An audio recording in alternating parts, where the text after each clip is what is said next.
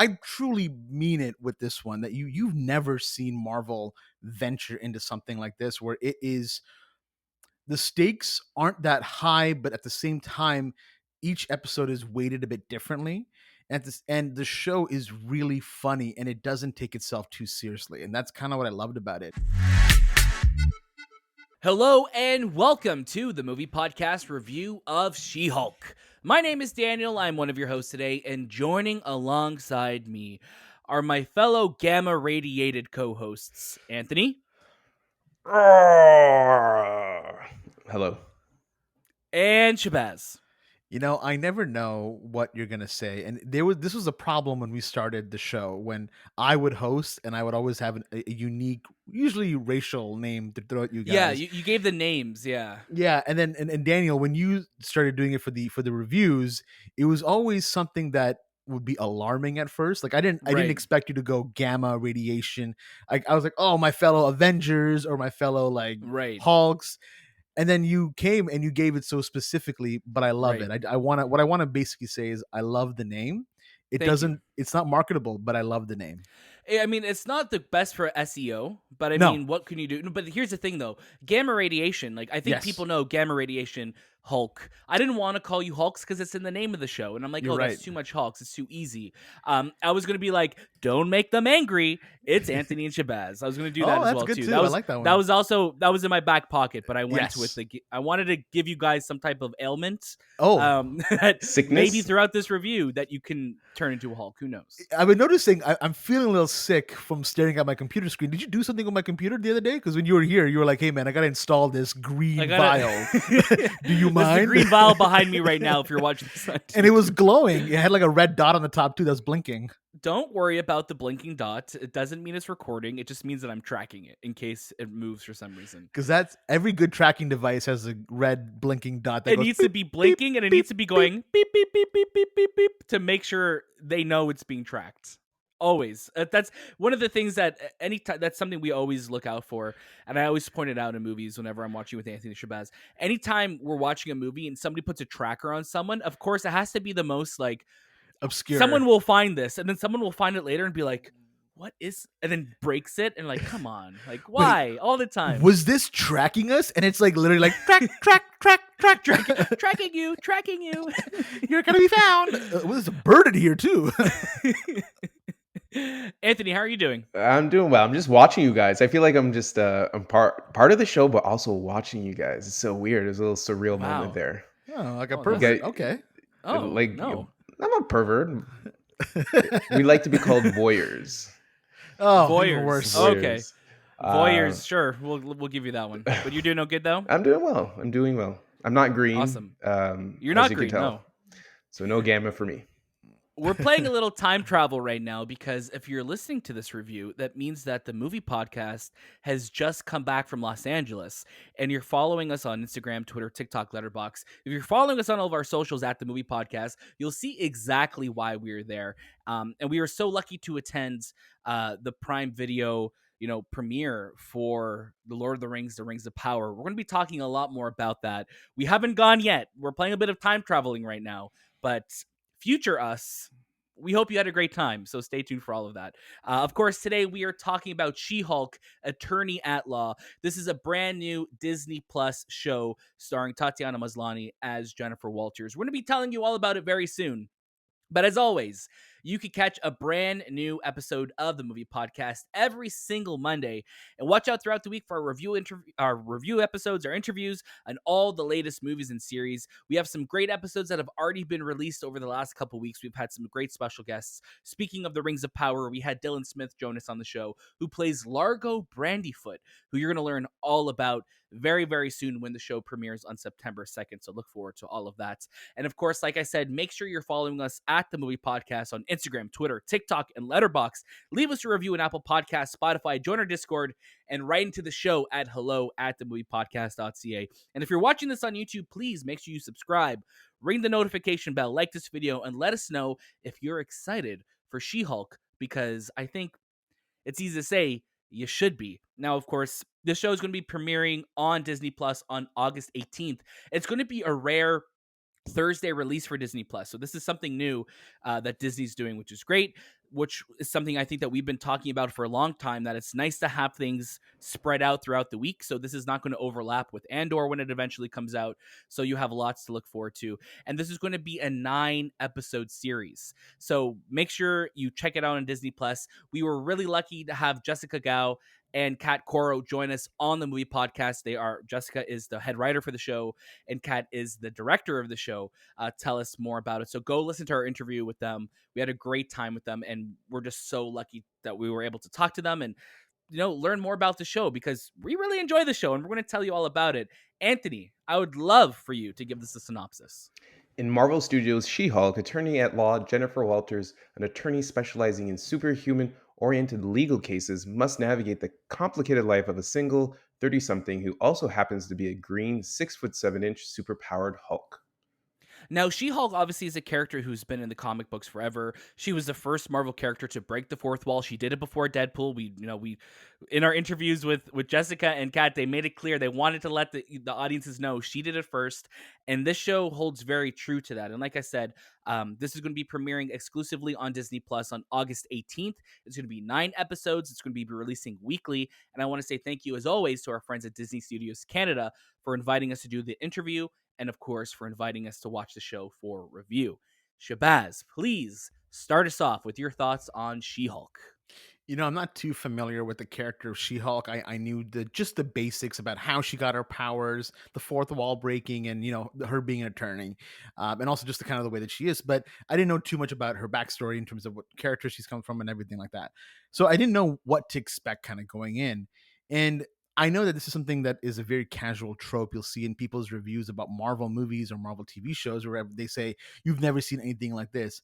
I truly mean it with this one, that you've never seen Marvel venture into something like this, where it is, the stakes aren't that high, but at the same time, each episode is weighted a bit differently.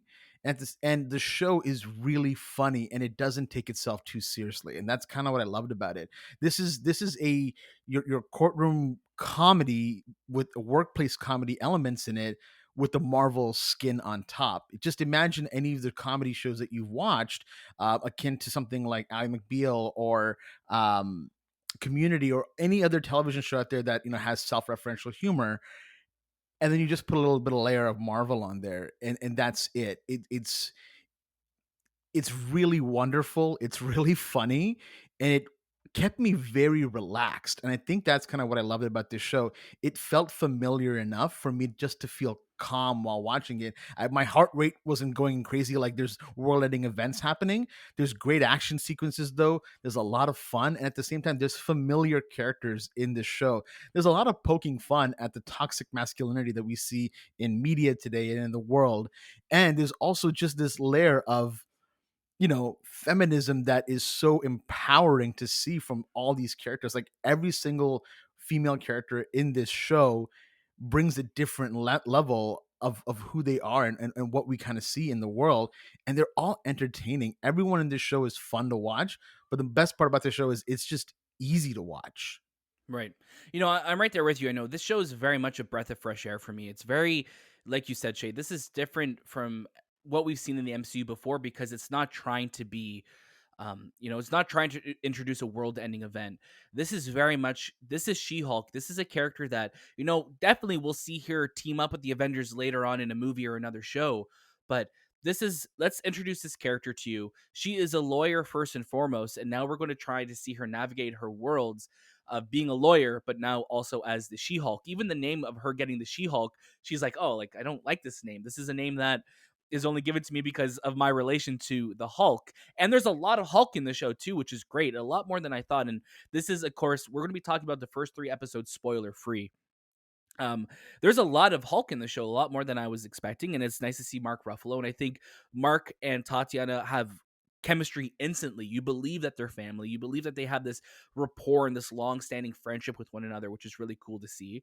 And I just love that you get to see, Jennifer kind of come to terms with her powers, but also come to terms with an audience in the sense of she knows she's in a show, just like she knows she's in a comic book in the comic books. Like she could wink at the audience and be like, hey, this is what's going on. I know you're here for all the other stuff, but let me give you the good so you could actually pay attention, because this is a legal show. And I like that the show acknowledges that, and I think that's really fresh, and I think that's really fun. And like you said, Shay, the show does, I think, a great job, especially when you have, a head writer like Jessica Gao on the show, and just a lot of women who've worked on this show, who are putting experiences that I think male audience members or male guys don't even think about, right? Like Jennifer struggles, being like an attorney for superpowered beings, because she feels like she's only getting that job because she's the She-Hulk. So it's nice to see that struggle, and it gives a layer to her character that she is a real person, and you believe that, and she's having these thoughts that a lot of people do, that maybe a lot of guys don't even think about, or a lot of things that like guys don't even think about that women go through in the workplace, because why would they don't experience it. So I'm having a great time with the show. It's a lot of fun. Like you said, Shay, the stakes aren't super high, but it allows for each episode to just be fun and to have these different kind of crazy comic book events that you would see in an issue of a comic book. Anthony, jump on in. Yeah, for me, the show is probably the most mature in terms of how these characters are portrayed on screen. With anything Marvel, it is that world-ending event that's the plot of the show or the movie, or it's the teenage, coming of age type of story. But this is really for that age group between like the 25 20s to 30s to even 40s, and you can find a lot of relatable content in there, which I enjoyed. I was a little worried about She-Hulk on the big screen and even on the small screen, but just in this world and how she would be portrayed, because it's the first, I guess, for I don't know if there a She-Hulk TV show back in the day with the Hulk, or did she ever show up there? Remember? I don't believe so, no. No. But like this is the first time we see this character, and the aspect of it is very similar to like LA Law meets Ally McBeal, and it's that environment that really works for her. And each episode kind of has like this overarching plot, but they're also like bottled too. So you get to Right. see a lot of cameos, and you get to see a lot of um, people she represents. Because again, she's a lawyer for superheroes, so you're going to see superheroes show up, but it's also like just living her life, how she deals with this new superhero power, how she puts that to her day to day, like how she goes on dates and stuff like that, and how we live in our jobs for so long, and how it takes over our whole life, and Yeah. those things are so relatable to the world that we live in now. But other than that, like it's just great comedy. I think the breaking of the wall, which is not a lot, but it just reminds me of that time period in the 90s, during the 90s sitcoms, where you would get the wink at the TV, at the Right. camera, and it just felt like that. It feels very sitcom-y, compared to what we've normally seen in the Disney Plus, or even in the theater. Tatiana does a fantastic job playing Jennifer. She's just great at it, and all of her surrounding cast and characters are just great. I just think this was, again, another show I was wrong, or thought I had the expectations that it wasn't No, going to you like, were wrong, man. You were but just say you were wrong. It's cool. I We enjoyed we You're it. accept wrong, it. dude. I You were wrong. enjoyed a lot of it, and I can't wait No, to it's see. good. And it's going to be one of the longest Marvel series on Disney Plus, which is Yeah, great. 9 So there's episodes. a Last lot time we more got episodes 9 than we. episodes. Yeah, Last time we got 9 episodes was WandaVision. yeah. So Yeah. that's pretty cool, because there's a lot of story, and it's so easy to tell these stories. It's a law based show, so put these characters, these superheroes who have to deal with breaking the law, or being put in situations where they have to need a lawyer. So it works. It definitely works. It does work, and I think what works so well about this show too is that, for fans of the Marvel Cinematic Universe for a long time, the three of us have been there from the beginning. And a lot of people who are, new to the MCU and have just, watched all the films, you're getting payoffs for things that were set up 14 years ago at this point. You have Tim Roth coming back as Abomination. We saw him briefly in Shang-Chi, and you kind of see, the outcome of all of that in this episode. But you have this character coming back. We've had William Hurt come back in Civil War and everything like that, but we're really seeing those ties to one of the second oldest MCU film, and it's cool to see that. It's cool to reference like I can't defend Abomination. He tried to kill my cousin in Harlem, like, and it's like, oh, that is a 2008 film that they are referencing right That was now. Toronto, Daniel. That was Toronto. That was yeah, that was Yonge Street. Yeah. That was in front of Zanzibar. Yes, it was. But it's just funny that like we're getting these payoffs, and it's cool, and it's such a treat for longtime MCU fans in that respect, because you have this wealth of history of the Marvel Cinematic Universe that you could pull from. And in the first 3 episodes alone, again, we're not spoiling anything, there are, Easter eggs, and there are moments that are called out to just like, wow, like it's so cool that we're referencing this. And it reminded me a lot of when we watched Hawkeye and we had Kate Bishop. We saw the Avengers, we saw the events of the first Avengers film in New York City, the Battle of New York, happening from her perspective. And it's cool that we're in a world now that we can have this lore and this history and call upon it and see what other people think. And obviously, there's some great Captain America jokes in this that are out. Also, every single episode has a post-credit scene. So make sure you watch all of the post-credit scenes because they're really funny. They're really just well implemented, and it gives you something. Of course, watch the credits, but it gives you a little something to look forward to afterwards as well too. Yeah, I think this show is just so fun. It's each episode feels bottled enough that you could just put it on, and I love what Shay said. I love what you said, that you just felt comfortable watching it. You felt at ease watching it. And I think this is what that show is. Like, this is just a show that I could just put on and relax and watch it and have a good time. And then it's like, it's also a Marvel Cinematic Universe show. So you're going to get things from the movies and characters from the movies and shows, and we'll see them show up later. But again, I think what a success this is, and what a successful introduction of a new character this is. Yeah. Right? It's just very different, like you guys are talking about Yeah. it, and I think that's what I love about it. And I think it might be a point of contention for a lot of people, kind of going in saying like, "Oh, I want the next MCU pushing forward story kind of show." Right. And it's not to say this show doesn't do that, because it clearly is doing that. And again, we're only basing this off the first 3 episodes, but it's not like a WandaVision. It's not like a Moon Knight where it's just this very intense story that's happening. It's very bottled, like we've talked about. Each episode is kind of its own thing. There are different characters introduced in the episodes, and they're just kind of happening. And Anthony, like you mentioned, Tatiana Maslany absolutely smashes it as She-Hulk. She's so good. She's so good in this show. Her delivery of lines is really funny. We haven't seen too much of Jameela Jamil's character yet, but we know that, from her history of being on A Good Place, she's going to be really interesting as a good foe and adversary to She-Hulk. So I'm really excited to see what that kind of does as well. Obviously, from the trailers, we know that Daredevil is going to be in the show at some point as well. So there's a lot in this show that I feel like is really going to culminate, and it's going to surprise people with how massive it is, yet still so contained. And not to put anything like this out there, but we know, there's been a lot of controversy surrounding the show with, very toxic takes online. Obviously, anytime there's a woman on the internet or a show or a film about a woman, there's going to be a lot of opinions for some reason. The CG was also another point of contention that we've been seeing with some people, but, happy to report in the show, it looks great. Yes, there's moments where it could look a little uncanny valley, but for the majority of it, I'm like, this looks really good. And there's a lot of hero shots where I'm like, damn, this is I think the best we'll ever see somebody look. So there is a lot of great production value in the show as well too. So if you're worried at all for some reason, which I don't know why a show would have you worried, go in, enjoy, have fun. It's okay to laugh. It's okay to like something that is different from what you've seen before. Go and enjoy it, because the show is just full of joy.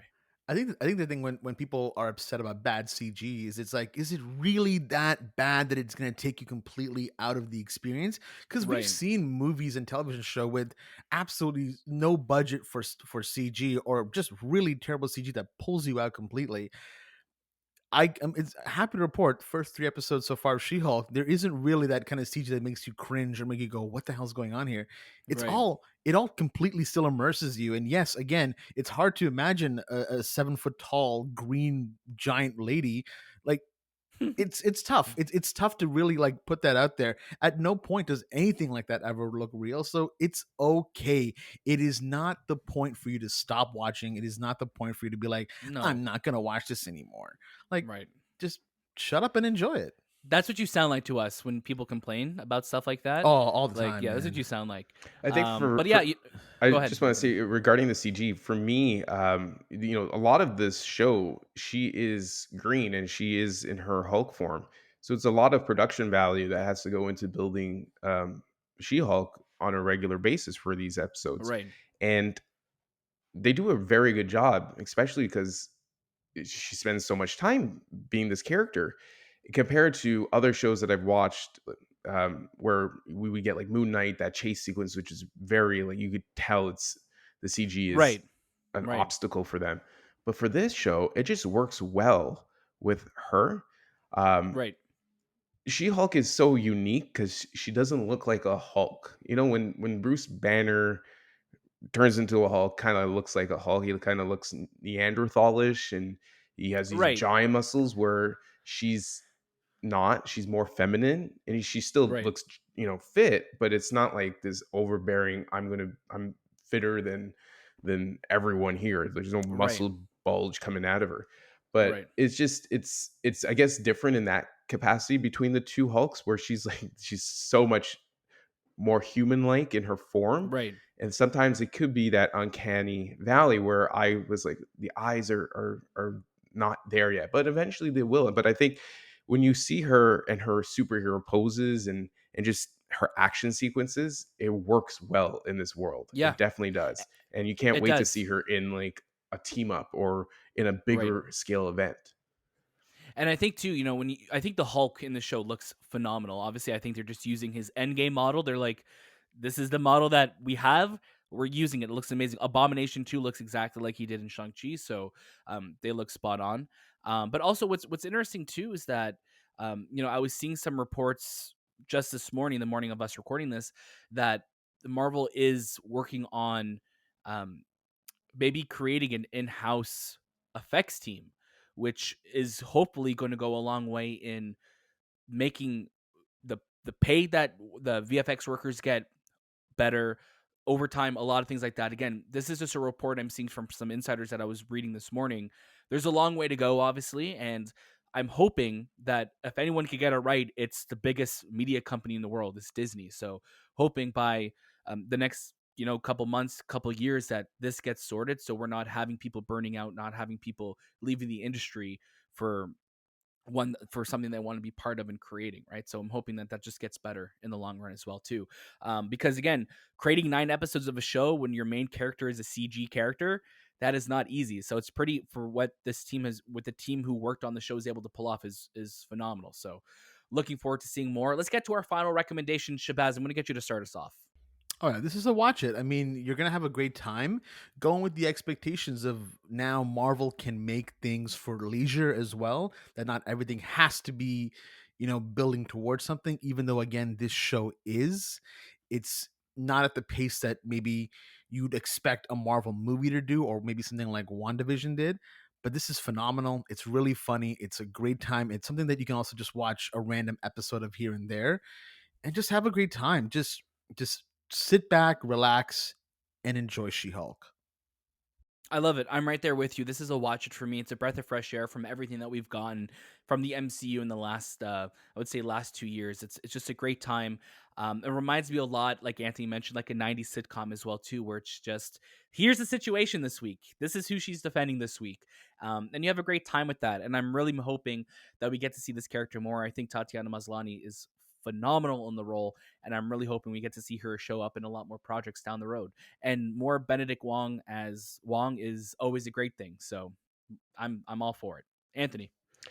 Watch it. Definitely watch it. You have Disney Plus, put it on. I think this is probably one of my favorite shows I've watched on the platform.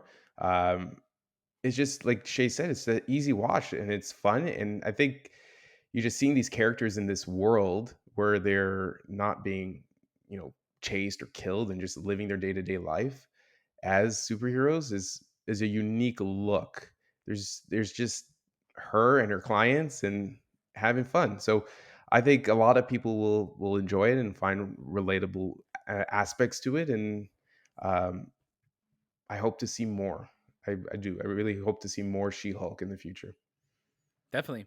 And of course, if you want to watch more She-Hulk and if you want to start watching She-Hulk, you can starting on August 18th on Disney Plus. And thank you once again to our friends at Disney Studios Canada for inviting us to watch the show for review.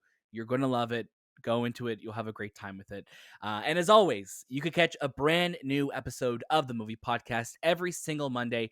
And watch out throughout the week for our interviews and reviews on all the latest movies and series. We have a lot going on this week. We are out of the country at the time that you are listening to this interview, most likely. So stay tuned for whatever we have going on this week. I know whatever it is, you're going to love it. We're going to have a great time making it for you. And we just can't wait to do more of it.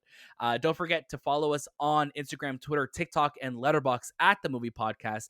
Join our Discord, right into the show at hello@TheMoviePodcast.ca. And make sure you give us 5 stars. If you like what we're doing, give us 5 stars on Apple Podcasts and on Spotify. It goes a long way for us. And please make sure you subscribe to us on YouTube as well. That was this time with The Movie Podcast, and we'll see you next.